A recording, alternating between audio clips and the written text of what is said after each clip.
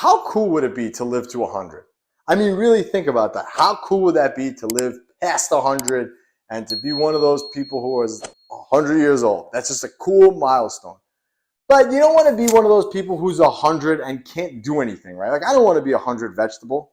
I want to be 100 and be fit and still be doing things on my own. You know, maybe not lifting 300 pounds or 400 pounds, 500 pounds like I am now, but I still want to be able to be moving around. I still want to go to the gym. It's one of my goals. So what does it take to live to 100 but still be fit?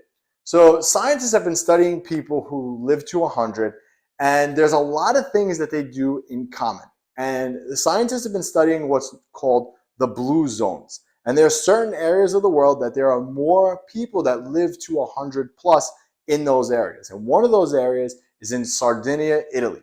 Now, for those of you who are bodybuilding fans, Sardinia, Italy is where Franco Colombo comes from. Franco Colombo is one of Italian's strongest men ever. He was a Mr. Olympia. Look him up if you don't know who he is, but he comes from there. Just a fun side note.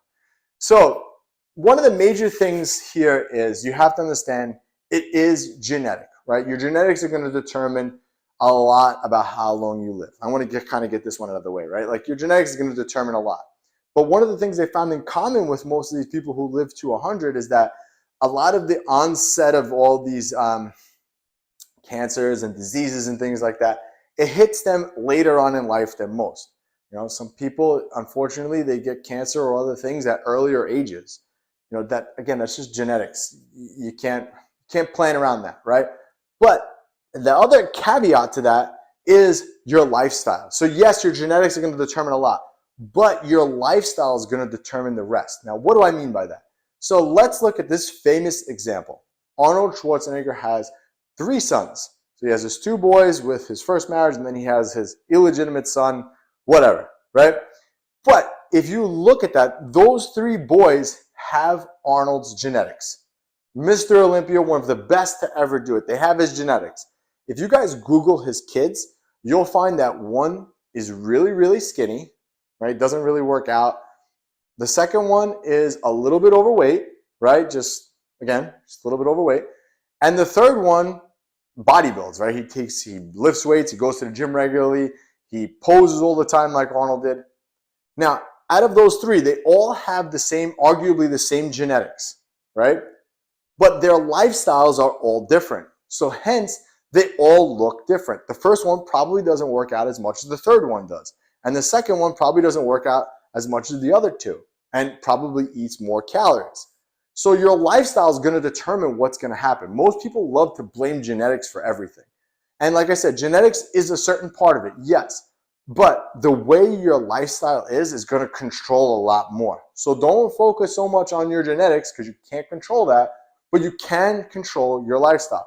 If I look at even my parents are not fit. My dad's really, really skinny, has a big belly, and my mom doesn't work out and carries a little bit of a higher body fat, just the way it is.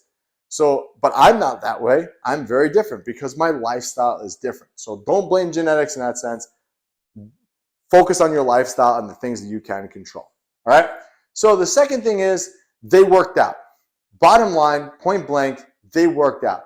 They did about 2.5 to 3 hours of activity every week total. That's what they did. So whether that means, you know, walking, biking, they were active, right? They worked out. They physically took the time to go and work out. Most of them lifted weights. Now, I think that's key because the more muscle you have, the stronger you're going to be, the more you're going to be able to do things, right? The more you're going to be able to keep up with your kids, the more energy you're going to have, the better your metabolism is going to be at handling foods. Like, this is why weight training is so, so important. But in addition to that, they were also active as well. So that was the second thing. The third thing, they don't overeat. Most of these people who lived past 100 just never binged. They were leaner as a byproduct of that. They just didn't consume a lot of calories. In Sardinia, Italy, there's not a lot to do. There's no McDonald's everywhere, and you know, the easy way to get calories in, it's like kind of farmland over there. So most of them just were active, and they walked around and they cooked their food and they got their eggs from their, you know, farm. And they said the average amount of calories that the person who lives past 100 has is around 1,900 calories. Now, again, I don't know if that was throughout their whole life, but that's just what they were saying in this one particular piece that I was reading. But it's just interesting to know, because what comes with being leaner, right? Your ability to handle carbohydrates is better. You're insulin sensitive. You're like less inflamed. There's less inflammation in your body. You're overall healthier because you're not carrying around excess body fat. Excess body fat, especially on the inside, is very, very bad. No high blood pressure, no cholesterol from things like that. So it's always important to just stay in a calorie deficit. A lot of studies have shown that calorie deficits are the key to longevity.